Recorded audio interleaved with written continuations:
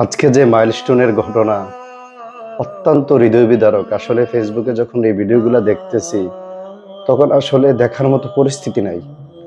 3-4 second দেখার পর আর দেখতে পাচ্ছি না। একটা বাচ্চাকে দেখলাম যে তার পুরো শরীর পুড়ে ছাই হয়ে গেছে, সে দৌড়তেছে, আব্বা আম্মাকে ডাকতেছে।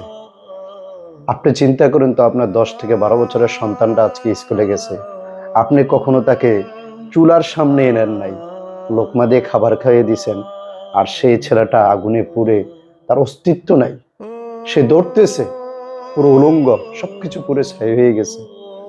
বিশ্বাস করেন, এই ভিডিওটি দেখার পরে আর নিজেকে স্থির রাখতে পারেনি।